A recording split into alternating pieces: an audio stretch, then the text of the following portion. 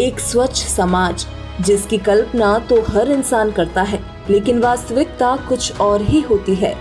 आज समाज की दशा किसी से छिपी नहीं है।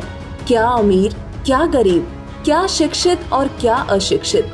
वो कहते हैं समय के साथ हर चीज में विकार आ जाते हैं, वो फिर चाहे कोई वस्तु हो, परंपरा हो या फिर जीवन का ताना बाना।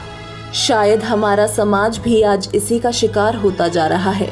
समय की परिस्थितियों के अनुसार शुरू हुई क्रियाएं धीरे धीरे विकृत होकर लोक परंपरा का रूप ले लेती हैं।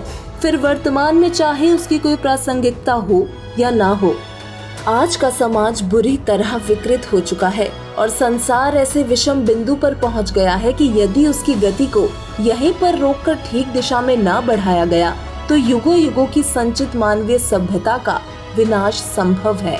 दहेज, नशा, पाखंड, भ्रष्टाचार, छुआछात, रिश्वतखोरी जैसी बुराइयां समाज को खोखला कर रही हैं, जिसे रोकने के लिए लाखों एनजीओ, सरकारों और धार्मिक संगठनों आदि द्वारा समय समय पर आवश्यक कदम भी उठाए जाते हैं, परंतु ये चीजें कम होने की बजाय बढ़ती ही जा रही हैं। लेकिन अब इस समाज को बदलने और कलयुग में सतयुग जैसा माहौल तैयार करने का बेड़ा संत रामपाल जी महाराज ने उठाया है।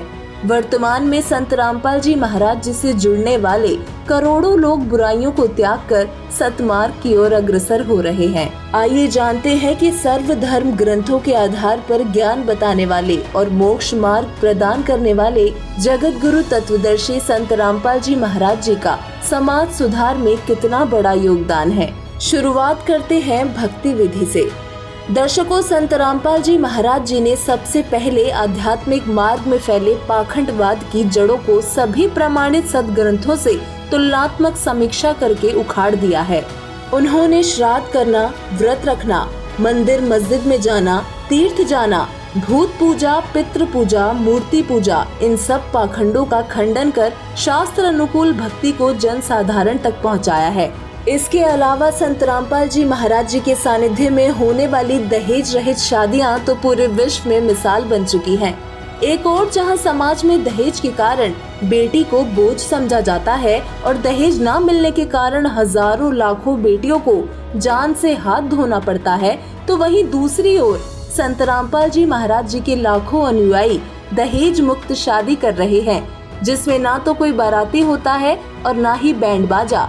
दुल्हा दुल्हन भी सिंपल साधारण पोशाक पहनते हैं और सिर्फ 17 मिनट में रामायणी पाठ चलाकर परमेश्वर के विधान अनुसार शादी कर दी जाती है। दर्शकों, वर्तमान में देश का 70% युवा नशे की गिरफ्त में है, जो किसी भी देश की गंभीर समस्या है।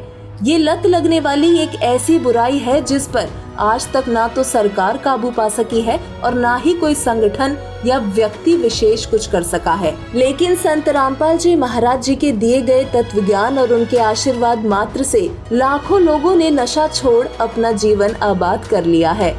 दर्शकों, संत रामपाल जी महाराज जी के सानिध्य में समाज हित के लिए चलाई जा रही नशा मुक्त, दहेज मुक्त भारत बनाने की मुहिम के साथ साथ संत रामपाल जी महाराज जी के अनुयायियों द्वारा उनके ज्ञान से प्रेरित होकर विशाल रक्तदान, देहदान शिविरों का आयोजन भी किया जाता है, जिन्हें देख हर शख्स के दिल और जुबान पर यही होता है कि परोपकार व समाज हितैषी कार्य तो देखे, परंतु संत रामपाल जी महाराज जी व उनके अनुयायी जैसे नहीं।